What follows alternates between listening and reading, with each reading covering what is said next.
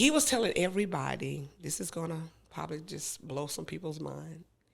He was telling people at the church that I didn't want to go right then, that I was going to be coming in 6 months. But you didn't know that. But I did not know that. Nobody ever was like, Charlotte, why you don't want to? Because they was used to him traveling. Mm-hmm. So he would come home on the weekend. So when he got the job, it was nothing unnormal for him not to be there some Sundays or some weeks or whatever, because he used to travel from Monday through Friday sometime. Sometime he had to leave on Sunday morning, his flight. I mean, I'm just telling you. So it wasn't until probably the 6 month came, and one of the young ladies at my church, her family and they were really close to us. She said, I'm going to sure hate to see you leave, Miss Charlotte. Just casually talking to her. Yeah. And I'm like, I'm not going anywhere. She's like, what do you mean? Said, Mr. Austin said you was going to be moving. I said, you do realize that he's left me and we're getting a divorce. Oh, it was so bad. It was so bad. My church family. He was telling them lies behind my back. And that's why nobody consoled me in the process. They just thought that we were just separating so I could move later.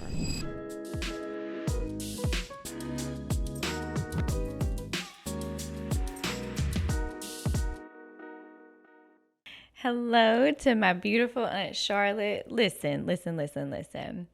They always say you don't get to pick your family, but sometimes you do. And I am so glad that you are a part of our family.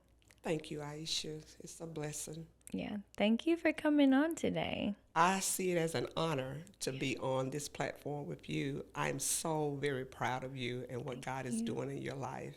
I am super excited for your destiny and what God is getting ready to do. It's going to be big. It's going to be great. Thank you. Amen. Listen. So when I think about you, I think about somebody who is extremely passionate, who loves really hard, really big. You have such a heart for people, and when I think about your story and some of the things that you have gone through, it's literally mind-blowing, So give us a little bit of the backstory, right? Okay. Tell us your story. Well, I am a single parent. Mm-hmm. Something that I thought I would never be when I was married for the first time to my son's father, mm-hmm. which is Taylor's dad. Mm-hmm. A lot of people might not know that I remember that, but I was married to him for like 6 years. Okay. And we separated and we divorced. And Taylor was only 6 months old. Yeah. So I literally had to raise my son by myself. And it was a strength of God, I know it was, that helped me do that because I had no help. When I say no help, no help. No help coming. So I'm sorry, I don't mean to interrupt. What led to that split, if you don't mind? Infidelity. Okay. Not keeping a job. Okay. Not being a husband. Mm-hmm. Just a lot of things. Okay. But infidelity was the main thing. So you made that decision. I made the decision. Okay. But he filed for the divorce. Okay. Yeah. We're grateful. Yeah. Yeah, he filed for the divorce. Even though we separated, he went and got the lawyer first before I did. Mm. Yeah. So that was kind of interesting to me. And his family took on board, for him. They just really threw us to the curb, we're going to stand behind him. Mm. Yeah. Yeah, even though I had a son. And it was quite difficult, to be very honest with you. Anybody that has a marriage and you get married to stay married. Yeah. I've never had marriage to be divorced in my family. It never had taken place. So I was the first to get divorced in my family. And so you didn't even have an example of what it looked like for that to work out? No, I had no example because my parents had been married over 40 something years. Yeah. My siblings, those that are married, had been married over 20 and 30 years. So I felt really bad being the first. That was something I had to deal with as a black woman, as a parent, and having a son. You know, I wanted that to work, but it did not. And whenever you get married and have children, you be thinking, okay, we're going to raise this child together. And I was thinking, well, even though we might get divorced, you might not want me and I might not want you, but my son, he needed his dad. Yeah. Yeah. And you were hurting for him. Absolutely. I heard it for my son. And for him to be 6 months old, of course, he didn't know what was going on, but as the years progressed, he never got better in doing things that a dad should do. Literally.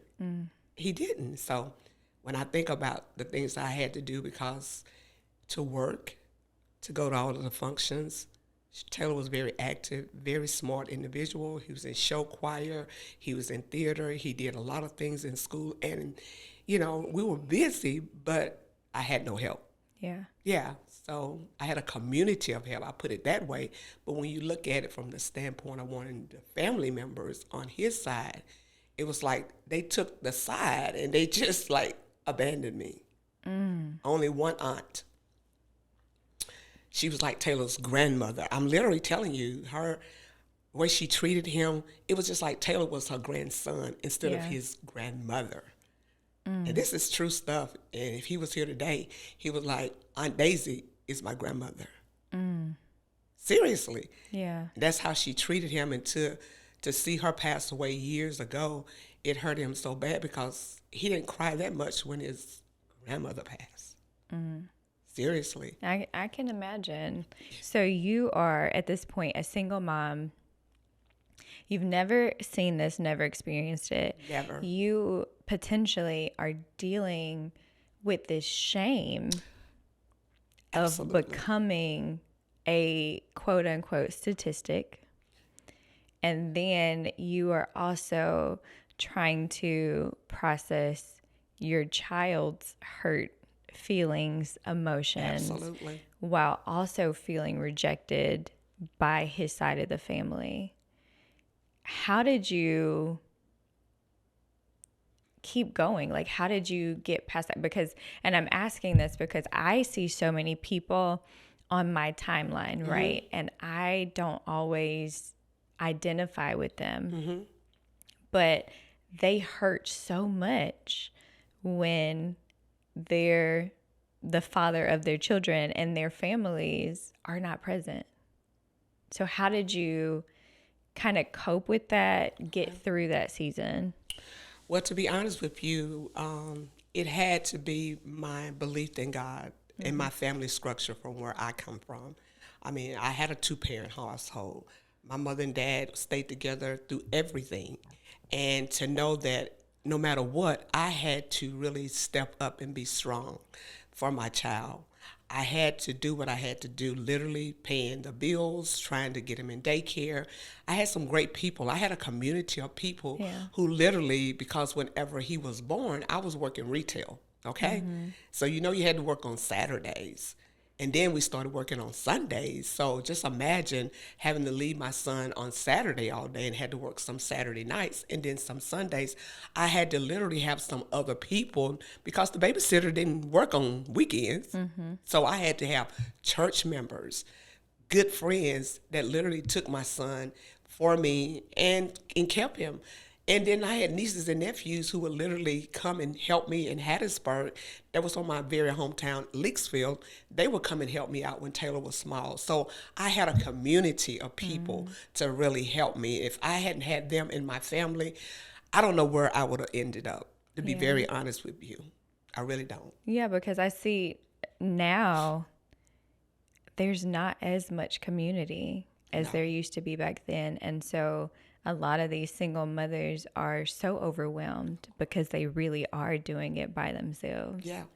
So how did you find your community? Like, I know you had some of your family members, like you said, members of your church. Yes. How did you even get to the place where you trusted them? Well, Taylor's godmother She was amazing.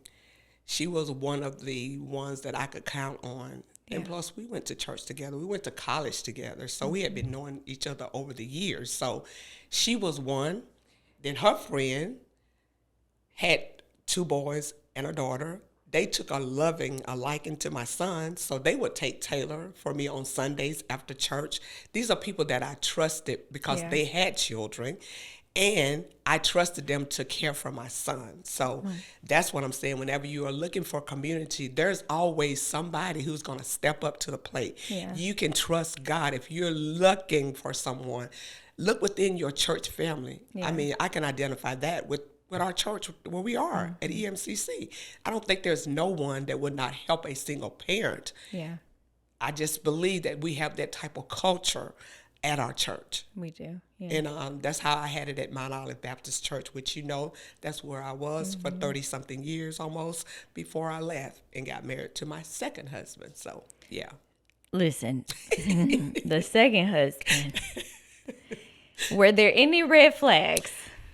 Aisha, to tell you the story about that, after being divorced for 17 years Yeah. and him being divorced, for 20 years, literally I'm thinking to myself, this could be good for me because we're in our 50s almost. I wasn't even thinking about ever getting divorced again. I'm like, we're too young for that. Yeah. Literally, I say young, but I know you would probably say older or mature. And I'm thinking, it wasn't not red flags, but you got to understand, I was being love bombed. I was love bombed. But I didn't realize all of that until later. And it all showed up. Every bit of what I've learned about narcissism, which is my story, I got to talk about it. That's what I do because I experienced that. Yeah. I can look back now and like, after year number 3, 4, everything started going bad. Yeah. It really did. I'm like, who is this person? It's Dr. Jekyll and Mr. Hyde. It's like a light switch was on and a light switch came off. So nobody else even saw the warning signs. Nobody was Absolutely like, not. He was the best. yeah. They are the best around a crowd. It's what they do when they get you alone. That's when the red flags, and who's there with you. I had moved. So y'all were in Mississippi, We got married in Mississippi. and he picked you up and moved you away from everybody else. Everybody else to Panama City Beach, and from Panama City Beach, Florida, to Dallas, Fort Worth, within a year of our marriage. So that's the progression. I had no family in neither one of these cities, of course, which I knew we were going to move to Dallas, Fort Worth, but that was further away from my son. It was only 4 hours away from my community in Hattiesburg, everybody that I knew and my family. So to move 8.5 hours away, you're not going to see those people every day. You know what I'm saying? Yeah. But, that was the way that's how a narcissist usually does. They take you away from everybody that you're close to. They get you in a secluded place and tell you, it's just me and you. Yeah. It's me and you, baby. It's our world. I'm going to take care of you. You don't have to work. And Aisha, I worked all my life. Yeah. So to hear, I don't have to work. I mean, what do you mean? I'm like, seriously? But I took it like, well, I am a little tired. I have worked and raised my son. I put him through college, everything like that. Well, maybe I can take a break. So I'm like, okay, when we moved to Dallas, I didn't have a job when I moved there, but I went and pursued a job. But check this out. It was a job that he got for me. And that was a wrong thing. I mean, it was not good. I was on a temporary job, but I quit before the temporary season was over. Literally, the boss was... So he kept his thumb on you, like making Absolutely. decisions for you. Absolutely. Making sure that he was okay with everything that you did. Absolutely. Which let me pause, okay? Okay. You got to be on one accord when you're married. So Yeah. not to say that every husband is bad if they Yeah. want you to be on one accord. Yeah. However, in this specific situation, give us a little more detail Okay. about like how things progress. Because how long were you married to him? 7 years. 7 years. Yes. The number of completion. It was done with. Okay. I guess I did think about that. Yeah.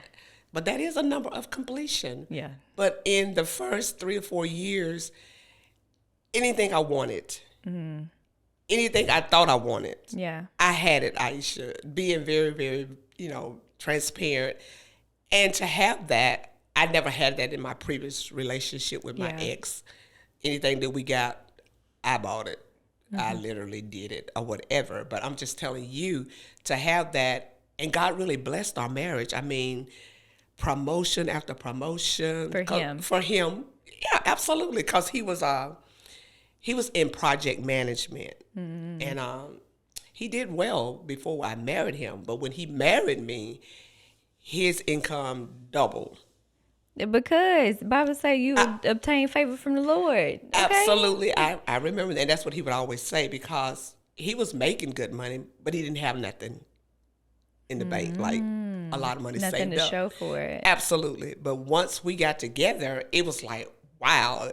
Which could be a red flag. Could be. But he really got blessed with being with me, because God honored who I was. Yeah. And to this day, he cannot say that he wasn't blessed with multiple promotions and the money that we had coming in. I didn't need to work. Yeah. I mean, when you're making almost $200,000 a year, 13 years ago, that's a lot of money for a black couple. And he was very frugal. You hear me? Frugal. When I say frugal, after we got together, very frugal, but he would buy and do expensive things for the public to see, to let them know what he was doing, where he was taking me, vacations, my birthdays. Everybody had to know every trip. I'm like, why you have to tell everybody where we going? I don't do that. I'm not private, but I don't feel like I have to tell you, oh, I took my baby to Myrtle Beach. Oh, I took my baby here for 5 days. Oh, we're going here. We're flying here. I don't do that. I don't boast like that. And you've been knowing me all my life. I'm just who I am. But for a narcissist, which I'm going to keep saying because that's who he was, they love to have the spotlight on them. They want to be the center of attention. Yeah. They want you to look up to them because you are literally considered beneath them. So it's people who are basically attention seeking. They need that validation from others. Absolutely. And to have the type of work that he done and to be in a position, I was thinking, why would you need that? But he treated his employees so bad. He treated them so bad. Did you know that at the beginning?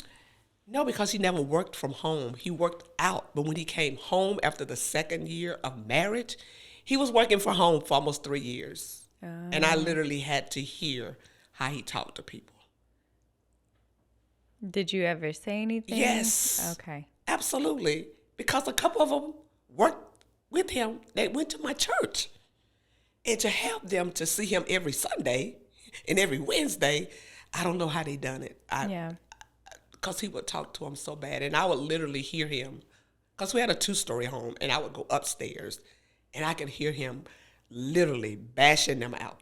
Seriously. And I would walk in. I'm like, you okay? Because I'm like, I don't think he should treat employees like that. Right. But it was okay for him. And then go see him on Sunday. Hey, how you doing? How you doing? Just like nothing happened. And you could see, I could see in their faces, like, I can't stand him.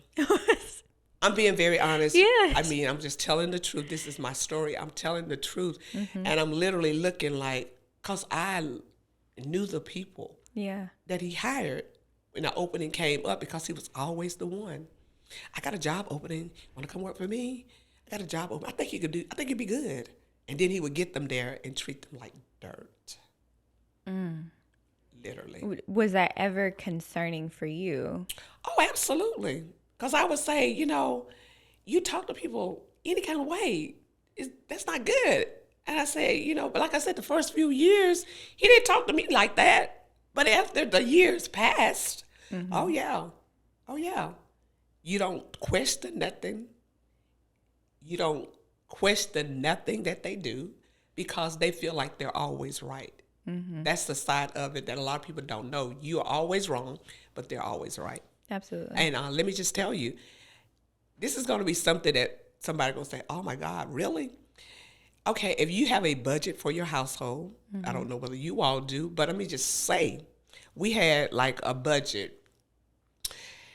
And to pay the bills, okay, literally, if I would pay a bill before he had it marked down in the journal to pay the bill, he would get angry with me.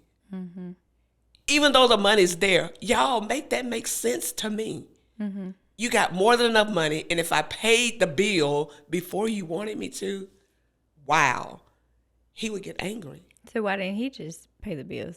Oh, he paid the bills, but certain things were in my name to help me with some credit and stuff since I didn't work. So I had to, pay stuff. So I saw the water bill and the electric bill come in, I would pay it right off. But he had certain days in his journal, in his, binder or whatever. And he'll come home and he would check the account every day. Y'all hear me? I know so y'all, the audience is listening.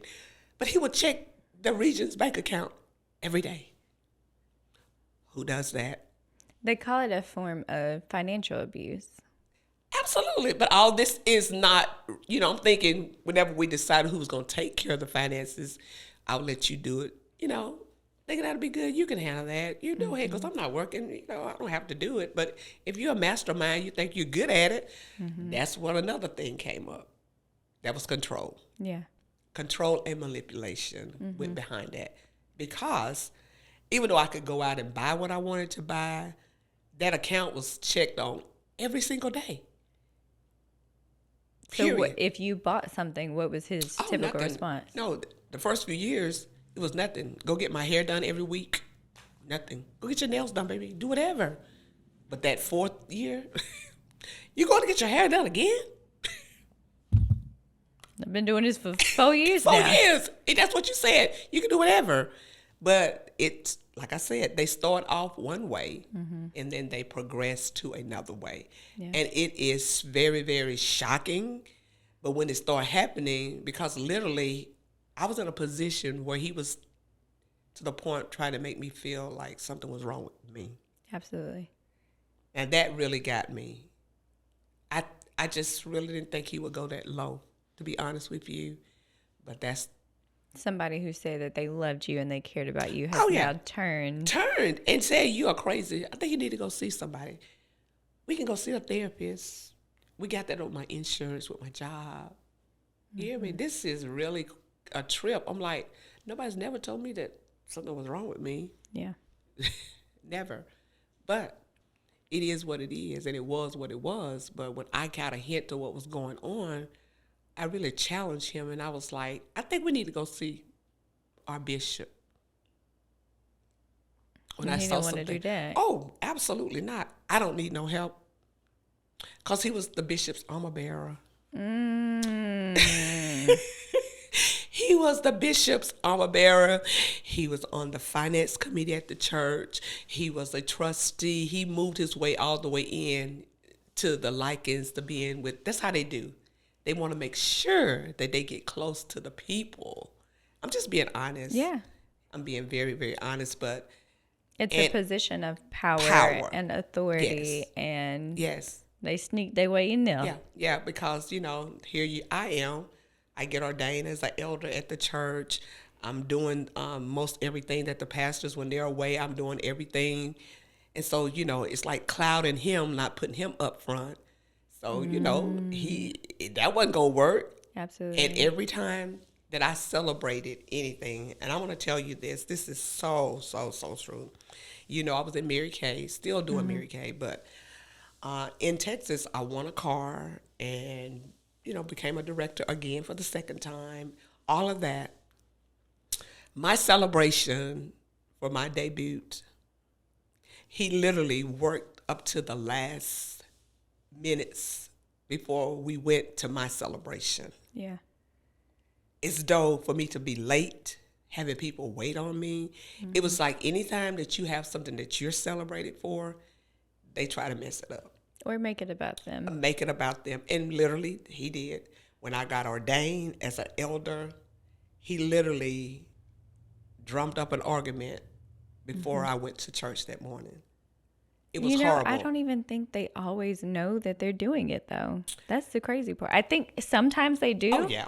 But I think there's a part of Yeah. their nature that's just inherently, like, problematic. Like, it makes things a problem. Yeah. Well, it was because although he was getting ordained as a deacon, but I was getting ordained as an elder.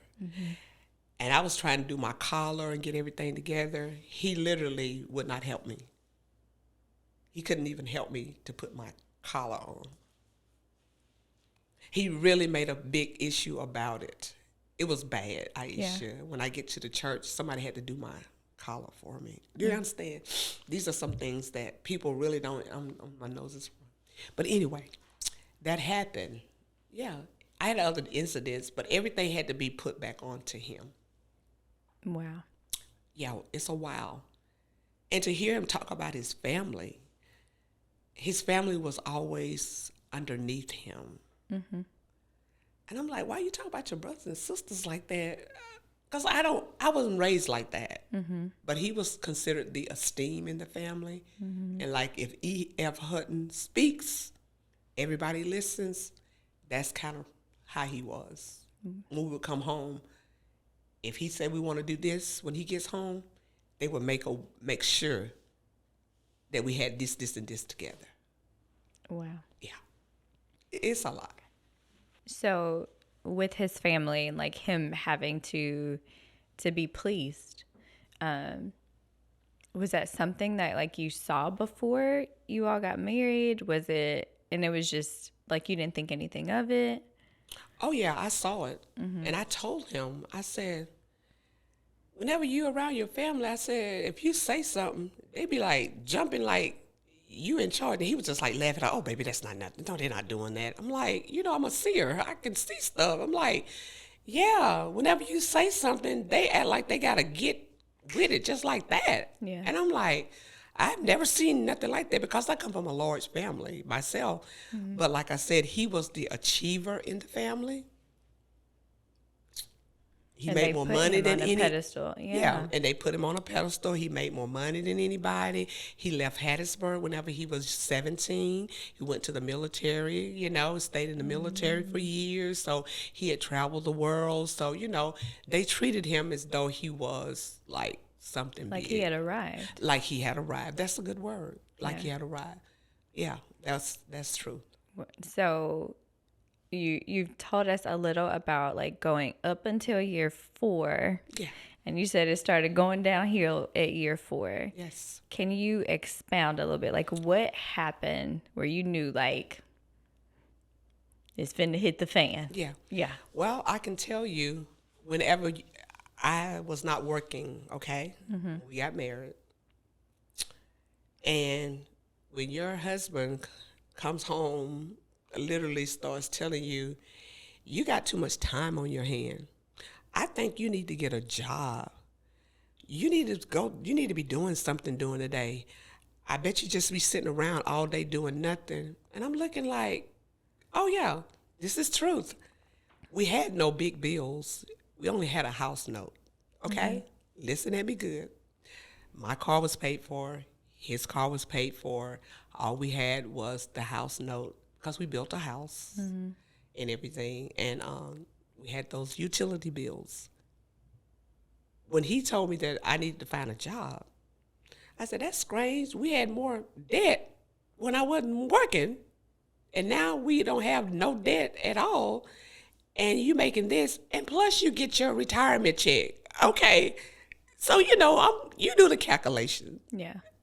It was no reason. So here again, he was trying to get me a job with this ministry that's not even my ministry. Okay? Y'all are aware of Kenny Copeland ministry. Yeah. His ministry was like 10 minutes from our house in Newark, Texas. We lived in Hazlitt.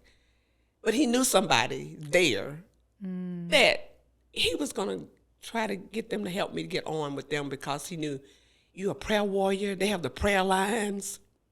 And you can go work for them. Y'all make that make sense? So it seems Yeah. Yeah. beneficial for you. Yeah. Yeah. I said, yeah, I do pray. But, you know, how that's going to work when I have to go to work at 3 in the afternoon and work to 10 that night. I got ministry duties at my own church. You hear me? We have intercession on Monday at my church. We have corporate prayer on Wednesday. I was in the praise team, on Thursday. We did outreach on Friday. How was that going to look for me to be working somewhere else? I'm neglecting what I have been called to do at my own church. I didn't get the job, needless to say. Oh boy, what did you do? I mean, you could do this. What's going on? These are just some of the things he would say to me. I'm like, I didn't do nothing. They hired somebody else. But he didn't see it as though he wanted me to be out of the house, because me being at home while he was working from home, that was just too much for him. That was too much for him, because I literally got to see him really in action because he was working from home. But then, this is going to get you. He decided, after working 3 years from home, to go apply for a job away from home. Making more money? Oh, yeah. Okay. It's always going to be about the money. I mean, but the company he's been working with, he's been working with them for 15 years. So, again, you're going to go and get a job working a whole hour away from where we live, almost. You leave at crack of dawn, 6:30 a.m., because of Dallas traffic, getting to Dallas-Fort Worth, going anywhere, it's going to take you an hour on a good day. But you decided, I think I want to work for this company. And I'm looking like, why? But I understand now, and I didn't then, but I told him, I said, he was trying to get away from me because I was getting a hold to everything that he was doing behind the scene. And this job caused him to travel a little bit more. Okay. So you had access to the finances. You could actually see all the money coming in. Yes. Well, listen, this is going to get you. When I would ask about certain things on the, the ledger on the, where I pull it up online, and I would see like credit cards, stuff, and I ain't never seen the credit cards. I'm like, what credit card is this? He kept credit cards in a briefcase, and I found them. That was another, because they're very sneaky. They really think they're sneaky, but people that have discernment, you're going to discern some of the things eventually. Yeah. And I would question about credit cards and stuff like that.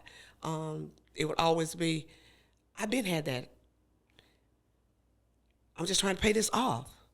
But I never seen it before. Yeah. Showing up. So, and as I said before, he traveled more with the new job. He traveled. He would always tell me what hotel, where he was staying. It got to a point he would not even give me the information. So I'm saying, if something happened to you, how am I going to know what hotel you are in this city? Right. You got my cell phone, Charlotte. If you want to, but if you are having a heart attack, if something happened, an accident, if I have to come to you, what hotel, what city would I have to come to? He would tell me the city, but he would never tell me that. He didn't do that in the beginning, but he did that as the years progressed. So why do you think he was doing that? Because somebody was meeting him there. I just believe that. Yeah. Absolutely. Absolutely. Because they live a whole life. Yeah. Even though they're married to you, they're living a whole double life outside of you. That's what they do. So how did that affect you, like, mentally? Oh, you were questioning? Yes, I was definitely questioning, but never getting a real answer. Yeah. Because they lie. I'm not a liar, but I can tell when somebody's lying to me.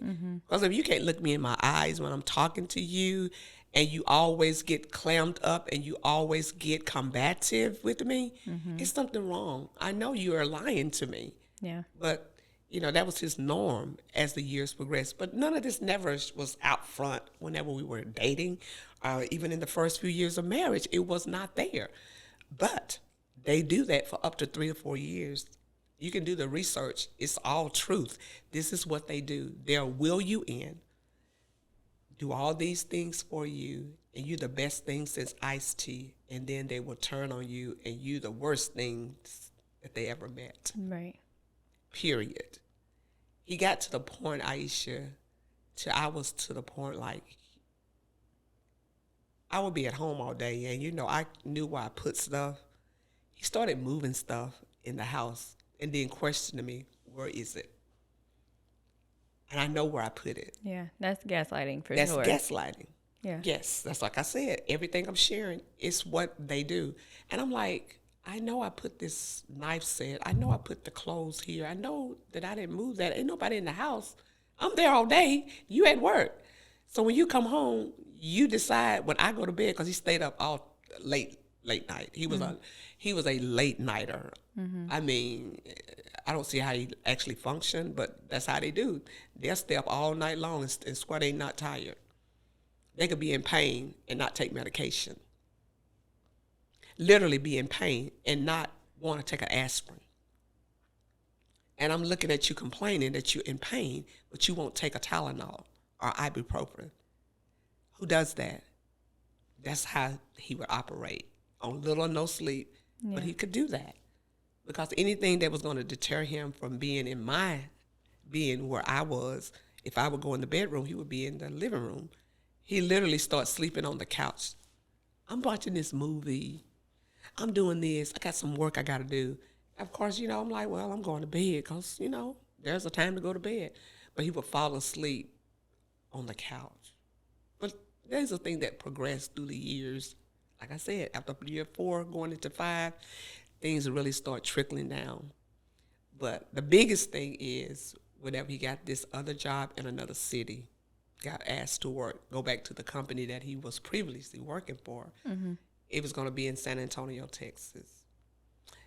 And he told me that we were going to move. I'm like, we just built a new church. We just moved into our new church in 2016. Mm-hmm. Why are we leaving? I mean, the bishop and the ministry, we're flourishing. We need to be here now. But he decided, I'm getting ready to get out of here. That was his thought process. But mine was like, why are we leaving? Yeah. Wasn't no reason, because you had a great job. You were making X amount of dollars. We had our home. We had community. We had our church. Why are we leaving? It was no answer. But his ex-boss, which he said he would never work for him again, he went to work for him again. Mm-hmm. In another city. So he went to San Antonio. Yeah, we were going together. This is where it's getting to the fact to let you know. He tells me we're going to go to San Antonio. Mm-hmm. He got the job. We went down to San Antonio and found a house in one day. Okay. In one day. In one day. It was quick. Quick. Mm-hmm. Put earnest money down on it and everything. Oh, yeah. Of course, as a wife and as a female, I'm like, this is too quick. We hadn't even looked around the city. I know people in San Antonio. I have friends there. I'm like, I don't really like this house that we're really picking out. Yeah. But he's like, baby, we got to get somewhere, because my job starts. I'm like, why are we rushing? We could get an apartment and just live and just find out the area we want to live in.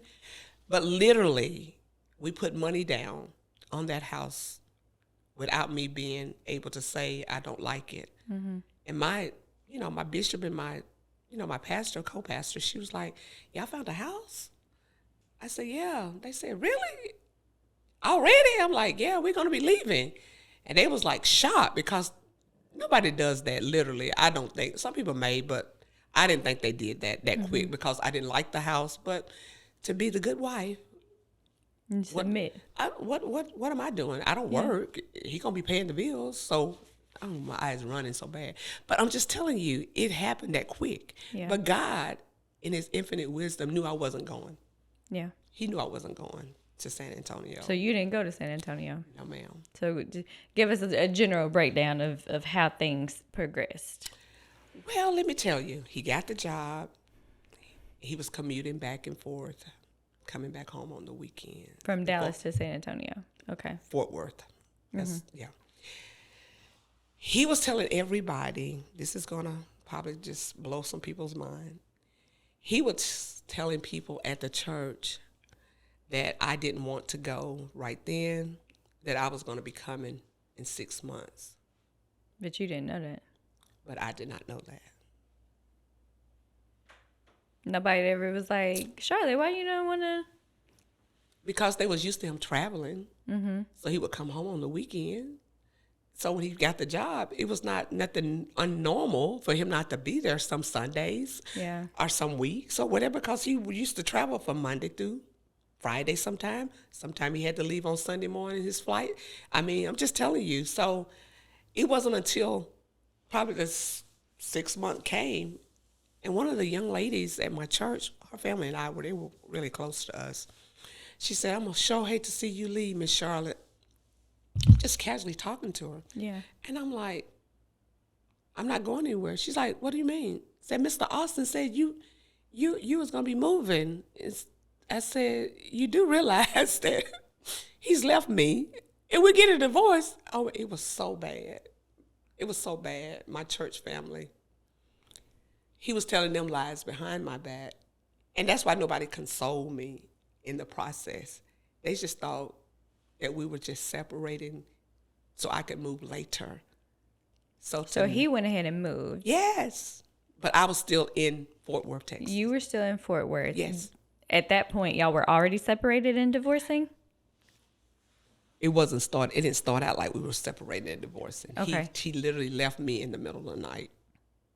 Oh, he just got up, packed up, left. Yeah, because we were selling our house that we had built. We sold our house. Literally that next couple of days, we were supposed to be moving to San Antonio together. Understand me? Mm-hmm. I'm at the church at praise team rehearsal. Our bishop was going to give us a send-off that Sunday. He leaves from the hotel where we were because we had packed all of our stuff up. Y'all were at a hotel? Yes. Okay. Packed up everything. The moving company that came got everything because we sold our house within 2 weeks. It sold just that quick because we kept it immaculate because it was only 3 years old. I come back to the hotel. I'm looking around the room.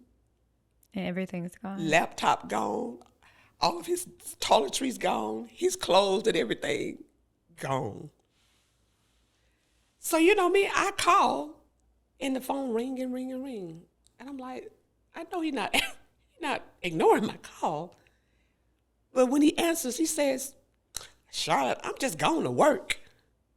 Why you ringing the phone like something wrong?" He wanted me to think that I was having a moment. Mm-hmm. But he had literally left me, but he put it under the facade that he was going to work. Mm. And then within the next few weeks, he went ahead and filed for divorce.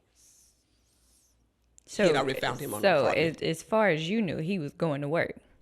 That's based on what he said. That's what he said. But he wasn't going to work. And you're still at the hotel. So where did you go? I stayed at the hotel for about 7 days. And where'd you go after that? Because he never came back, did he? No, he never came back. I got an apartment. You got an apartment? Yes, ma'am. But you didn't have a job. Listen, this is going to get you, Aisha. Before he left me, he leaves the hotel. He leaves me a lease for an apartment down from the church. He left. Y'all are supposed to be moving to San Antonio. Yes. Basically the next week. Yes. But he left you a lease. For an apartment. For an apartment in Fort Worth. Down the street from my church. Because I'm staying because my church needed me. That's the words he said. You don't want to go. You want to stay anyway.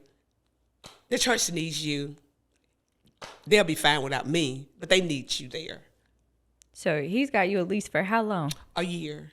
Okay. At an apartment that I never looked at. But I went to look at it. Once I got the papers and looked at it, I couldn't believe it. It was bad? Literally, it was bad just for him to go out and find me somewhere to stay. Mm-hmm.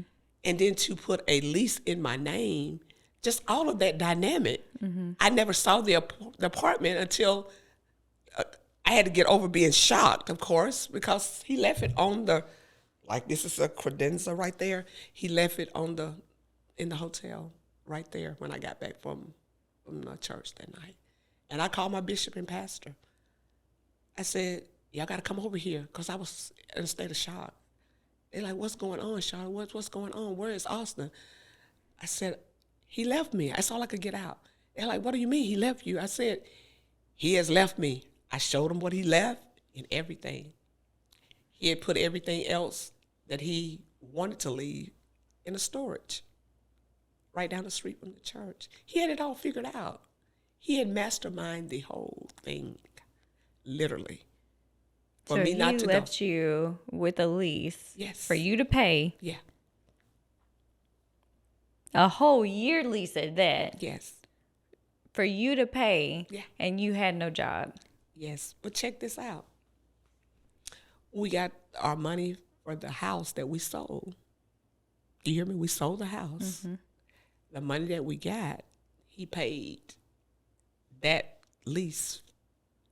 You know, he was going to, I could use that money because had a bank account, understand me? So the money that I got from the house, because we said what we was going to do, he already considered. He wasn't going to be paying it. I was going to be paying it because he knew I had got some money from the house sale. Do you understand what I'm saying? So he had already masterminded that she'll be okay. She could pay it for the year. So this man has found you an apartment. Yes. Did you end up living there? Absolutely not. Okay. I did go there because, like, he left the lease there and I went to see it. But I told the manager, that I wouldn't be staying there. I would find my own place or whatever. And I did find somewhere to stay. Were they understanding of? Oh, yeah. Okay. Oh, yeah. Oh, yeah, because I wasn't going to stay there because I didn't want to stay there. But he was trying to be so proactive as to say, I didn't just leave her.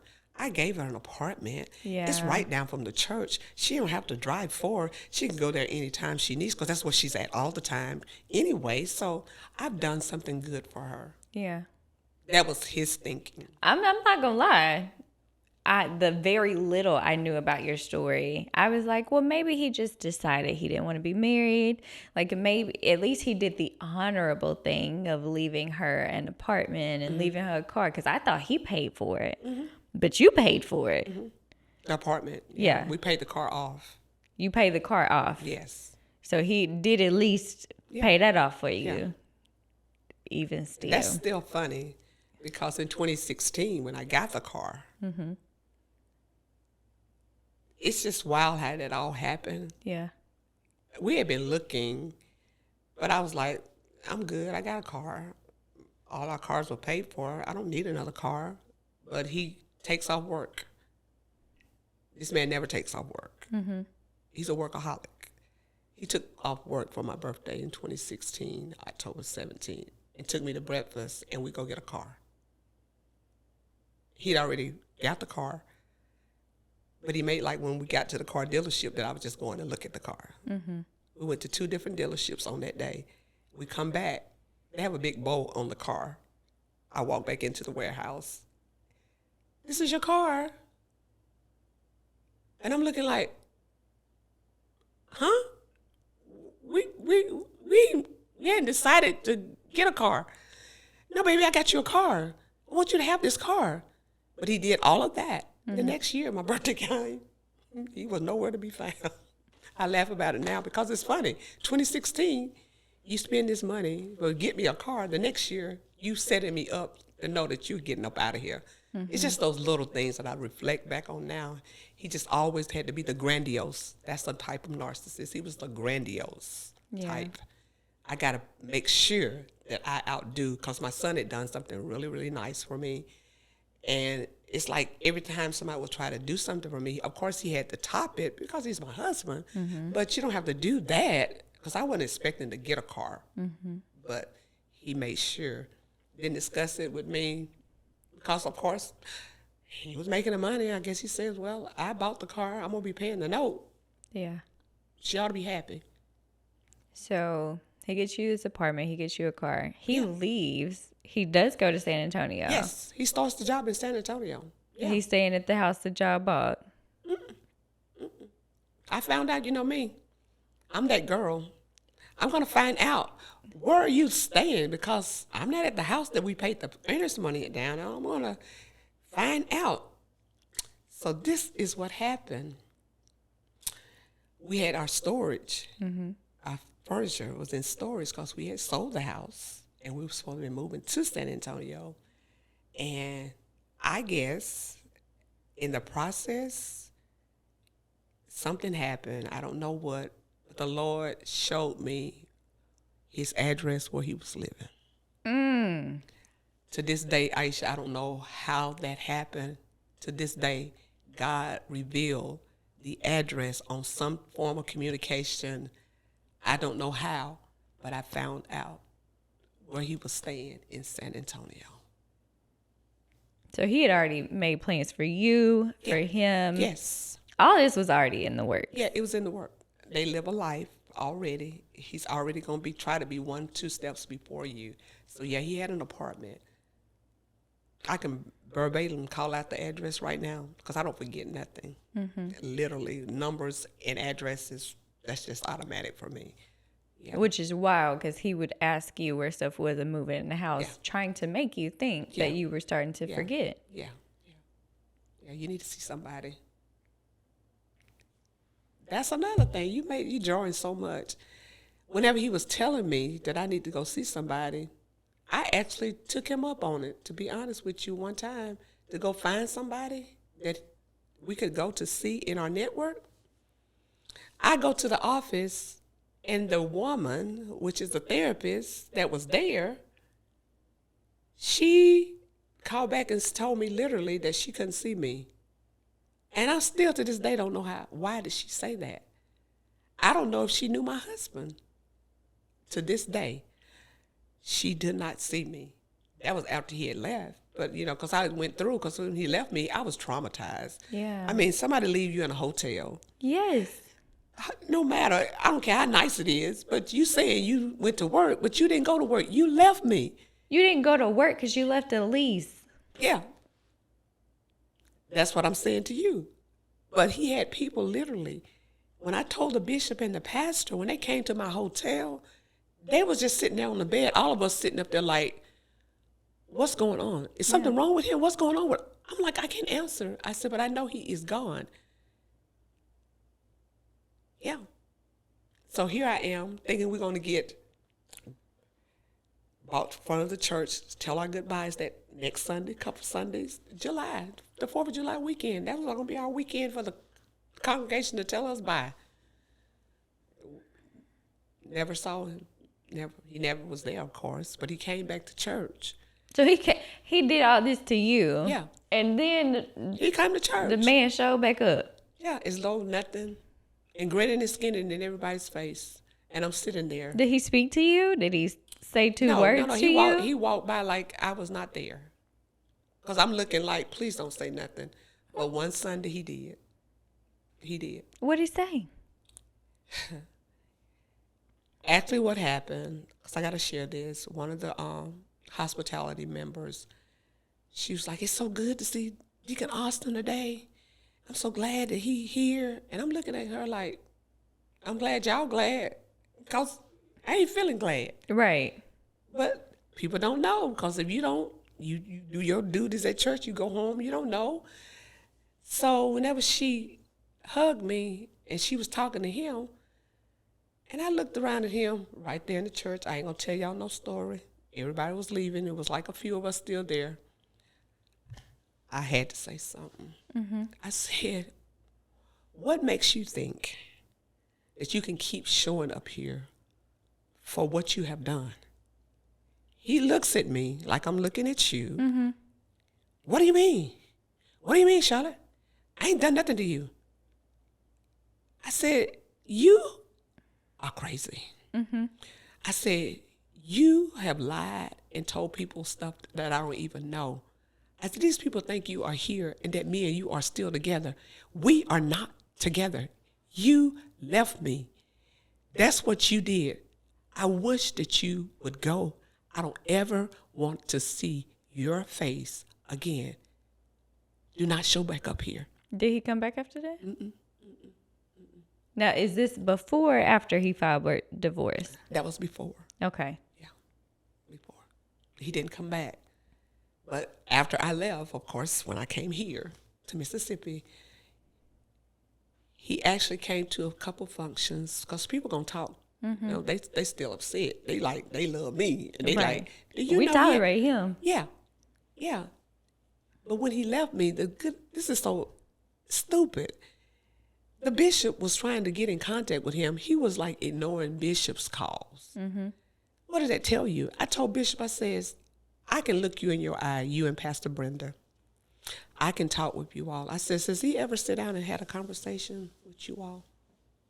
No, sis. I said, so who do y'all think is lying about all this situation? I have no reason to lie. I said, he did what he did. He did what he did. I said, but I have no reason to lie to you all. Yeah. And it was just so traumatizing because, like I said, when you are in a community and we like open the church, we shut the church. We were there. We were like the couple, the power couple. People were calling us power couple. I didn't like that word. I don't like that word. I'm just being honest with y'all. I don't like to be called that. But literally, people was literally looking at us like, oh, they call him the king. He walk around here like he the king. That's what the armor bearers, that's what they would talk about between themselves. After the fact, they telling me, yeah, he walk in like he the king. But they never say that to me until after the fact. A lot of stuff was told to me after the fact. But I'm telling you, it was so bad, Aisha, how things transpired. It was like ugly to understand how many people thought one thing about me and thought another thing about him. And they said, I could always tell he wasn't real. Why you ain't say something? You were covering him. He was fake. And so when you said that, it's like you were covering him, but who was protecting me? Yeah. And this you make me, you just bringing things back to my remembrance. Because while I was there, God allowed me to be over the women's ministry. My pastor literally, she used to say, before I got there, she was like, we really need somebody to take over that ministry. She said, a couple of people had been teaching and whatever. And I was like, okay. I taught one Saturday because we met every third Saturday. And she said, I need you to just teach once. And I did. I taught the next month. And then she says, okay, you can have the women's ministry. I'm like, oh, I had already done it at Mount Olive. I was like the assistant, a facilitator. But to come there, she wanted somebody to take over because she said, I don't really like women like that. Y'all might want to edit that, but that's what she said. Yeah. She said, I'm not the person. I can't carry this right now. At least she was honest. She was honest. She told me Instead that. of bleeding on people. She said, I don't like women like that. And I believe that God has gifted you. You have the heart for it. And I did it the whole time I was there until I left. Even in the midst of me. Even through. Yes. Even through my trauma. God allowed me to stand. I don't even know to this day how I stayed there another year after he left me. I'm like, God, why didn't you send me home? Why can't I just come home? But he had me to walk it out in front of the people, serve and do everything as though nothing ever happened. Yeah. That was God's grace. And my bishop and my pastor, they say it to this day. I know God had his hand on you because he won't let you go out like that. Well, I had to be sitting up there like I was so in pain. And so even though I was going through, but it didn't seem like, it was like a relief after he left me. It was like a relief, like God says, the weight is gone. Yeah. He literally is gone. Like the season is over. It's over. He's not coming back. I don't want him back because I knew that person was not the person that I married. Even though my family, my son, it hurt him tremendously. Yeah. He was angry. He had to get therapy as well, as though I did too. But I'm just saying, it hurt Taylor a lot because he was like, My mom is so happy. This is her golden years. She's going to be married. And, he came to visit us in Texas. I mean, he stayed with us a year before he moved to L.A. So, he's thinking, my mom is good. She's going to be all right. And then 2 years after he left to go to Cali, here I am divorced for the second time. And that's why I tell people, I'm all for love. I'm all for marriage, but You good. I'm good. And I literally mean that. Do you think, and this is just a Okay. genuine question. Yes. Do you think that that's a trauma response? No, I really don't, Aisha. I just think it's my season because I lost 7 years of things that I should have been doing. And the enemy really was trying to snatch that away from me. Yeah. And now I have the freedom where I'm at now. I can't imagine. I really don't imagine. I mean, like I said, I am team marriage. I want to see that for other people. But I literally don't want that for me in my life right at this present time. If God does something, it'll have to be totally God. But my guards, like I told your mom and dad, and I told my family members, the fivefold ministry is going to have to be in front of him, whoever that person is, and they're going to interview him. I'm Yeah. literally talking truth. Apostle, the prophet, the evangelist, the pastor, and the teacher, they're going to have to sit in front of that person if God allows that to happen for me. It's no way I'm going to marry somebody else unless they go through that regimen, period. I'm just being honest because I'm good with my life. Where it is, do I have everything that I want? No, but I got everything I need. And I have peace. Yeah. I can go to sleep at night. I can wake up in the morning and not have to wonder, what am I facing today? Is he coming home today and he's going to treat me like I'm talking about him? That was a past, I know. But to get over that and to walk that freedom out, literally, I'm in that place I don't desire to be bothered. Yeah. I don't. But I'm good. So Yeah. you talked about how traumatizing this Yeah. whole situation was for Yeah. you. And I do want to ask about that as Yeah. well. But what was it like to go from like living this lifestyle where everything is given to you? Like Yeah. if you want it, you can have it, Yeah. to now Yeah. you just said yourself, do I have everything I want? No, but I do have my needs. What has that transition been like for you? Oh, it's been a transition. Because I had a house in Hattiesburg. I own my own house in Hattiesburg. I purchased that house as a single parent, as a mother. I mean, to have that. And then to get married and to build a house from the ground up, that was amazing. I really loved that. And to see, I feel like everything was taken, to be honest with you. Because So you don't have your house in Hattiesburg either? No, Okay. no, that's why I'm here. I mean, Lord even tell me to go back there. I'm like, that was where I was. You know, that would have been the normal thing to do. You see what I'm saying? Mm-hmm. But I'm here. Make it make sense. I didn't come here to stay, as you already know. Yeah. I literally came down here to the conference in 2019, and you had a vision. You told me about what I God has showed did. you. And that's was what you need to tell the people. It was crazy because I'm sitting there. I'm driving. I remember driving through the Wendy's that's across from Walmart. Okay, Yeah. that's where I was when I was on the phone with you. And I was like, hey, Charlotte, I had a dream that you were supposed to be here for this conference and you were going to come live with me. Yeah. But you didn't end up living with me. You ended up living with my parents. Yeah. But I remember like you being on the phone, you were like, wow. Yeah. And you just started weeping because you felt like you were supposed to come. Yeah. And you just kind of dropped everything, left your whole life. Yeah.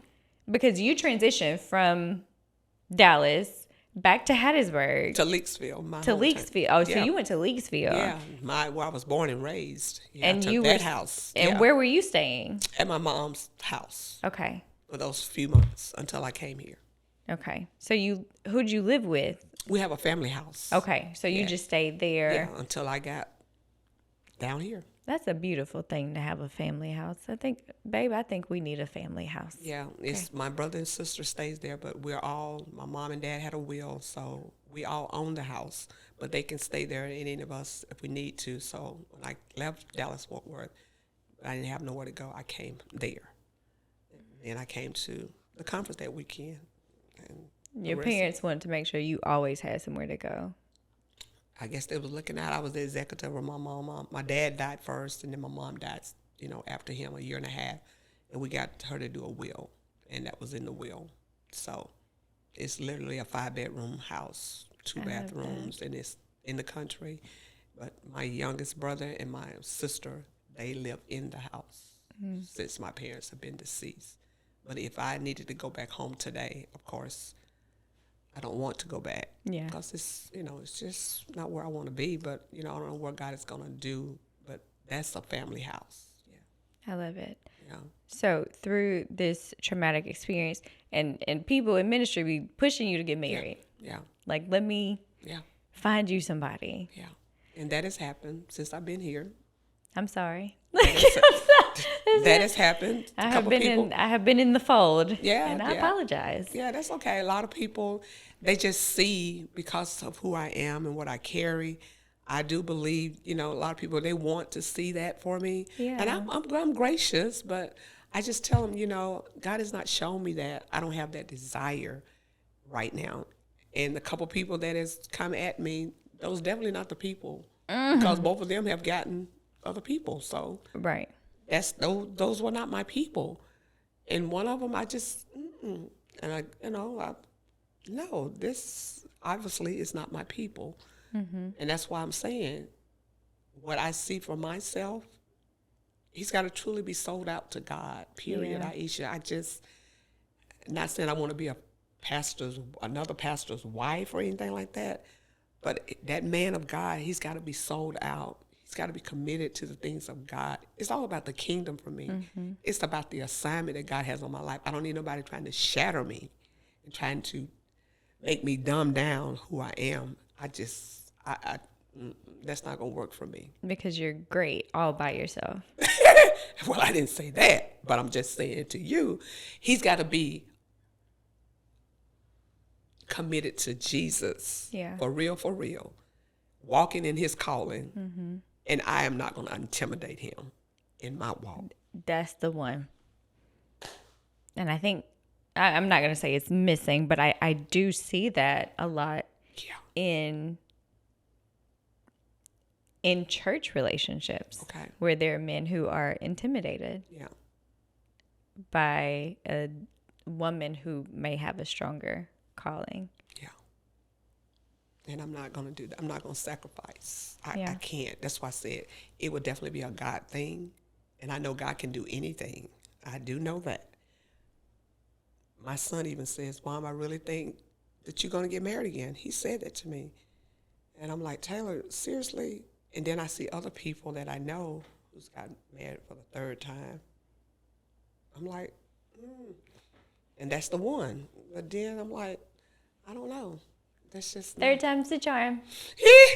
Well, on somebody else's timetable, maybe it is, Aisha. I'll never say never, but the season I'm in right now, no. But I'm not going to never not say it won't happen, but it have to be definitely a God thing. For sure. For sure. So, obviously, we know, that your self-esteem took a hit in this whole process. At what point do you feel like you picked up the pieces? And, what encouragement could you give to other women to not dim your light, not pull back on your calling, to fully be who God has called them to be? Yeah, my self-esteem really was, it went down because I felt when that happened, knowing that I'm thinking that I was going to be married to death do us part. For the second time. For the second time. And to find out that was in that place again. If I had known God, I know I wouldn't be sitting here today. Yeah. He definitely, in the power of prayer, I had a prayer life. I know that I would not be here. So any woman that has ever dealt with anything like narcissism, being put in a place of abandonment, being in a place of rejection, loss of a home, just lied to, all those things. It happened to me. But I thank God that I didn't stay in the middle of my mess. I'm thankful that I had a team of people, even with being here on the Mississippi Gulf Coast, being at EMCC. I always have to share with people freedom. Yeah. Freedom saved me. Yeah. I did not realize when I got down here that freedom was going to start that January. After I got here in December. I came here for the conference and I was going to go back to my hometown. But the Lord saw fit to let me stay because of your dad. He said, I think you need to stay and go to this conference. We're doing graduation and I need you to come and just be with us. And I went, and freedom really. Yeah. The It way is they call people, life-changing, when yeah. people were called up to the altar for these different things that they were dealing with, and I had all these women to pray and men to pray over me, because I've always been the one who prayed for everybody. Yeah. And I didn't know that was going to hit me like that. I didn't. But that's where I got my really release. And then, of course, COVID came. I was down here in March when it all hit. It's like a lot of stuff still progressed. And I'm like, I'm here in another city that I didn't even plan to stay. And here I am 4 years later. 4 years later. But I can tell that woman, it's not over. Just because you went through it, it's not over. God still has a destiny for you. He still has a plan for your life. And if you have a call on your life, and I know I do, just know that God is not through with you yet. He knows that he's going to bring you through. But how you go through it, you hear me? How you go through it. I did not. I went through a point where I had to forgive my husband. And that forgiveness have gave me the freedom that I'm walking in now. Will I ever see him again? Probably not. If I do, I would have to see him in a different light. I would be able to speak. Don't have to do anything else. Will we ever have a long, drawn conversation again? Never, probably not. But what I do know, God allowed me to go through that to be able to help somebody else understand that the spirit of narcissism is real. Yeah. You can get help. Thank God for the therapist that walked me through everything that I went through. If I had not had Kim Dixon, that's her name, if I had not had her to walk me through what I experienced, I don't think I would have made it without that therapist and Jehovah and my family. It wouldn't have happened. You definitely need both. I think you need a God ordained therapist to help walk you through it, but you also need the Lord to heal you from it. You know? So only thing I kept saying was, in the midst of me going through, was, Lord, you're going to have to help me. Yeah. That's all I could get out some days. That is one of your catchphrases. Yeah. It is. Yeah. Lord, you're going to have to help me. That's all I could literally get out. And I believe that he honored that. And he got me out. And he got me the help that I needed. And here I am today sharing my story. And it's a journey, but I'm thankful from where I'm at, from where I was, because I'm just thankful. Yeah, God is good. God is so good, and he's truly worthy to be praised. So that's my story. Well, thank you so much for joining me. I want to pray. Amen. I'm going to pray out. I want to pray over you, but I also want to pray for all the single moms and the single women out there who may be dealing with that sense of like abandonment and rejection. Amen. You ready? Ready. Father, I thank you so much for my Aunt Charlotte. I thank you that her testimony will be a blessing, not just to herself, but to all the people who are able to hear it, to witness it. Father, I pray that you would expedite and continue even her healing process. Yes. I pray for an elevation for her like never before. I thank you, Father, that you will promote this story so that she can be a blessing to others, even the ministries that I feel like she wants to start from it, to be able to help other women to not just heal from it, but to actually come out of that situation. Jesus. So I thank you, Father, for the resources that you'll begin to bring to her the connections that will be made so that she can make a difference. And Father, I thank you for all of the women who are watching this, the single mothers who Yes. never thought that they would have to do this thing alone. I pray first and foremost that you would send your Holy Spirit to be their comforter, to be Yes. their helper. I pray against the spirit of abandonment and rejection Yes. over them. In the name of Jesus, I ask, Father, that Thank you. you would send your comforting spirit, Yes. that you would heal them.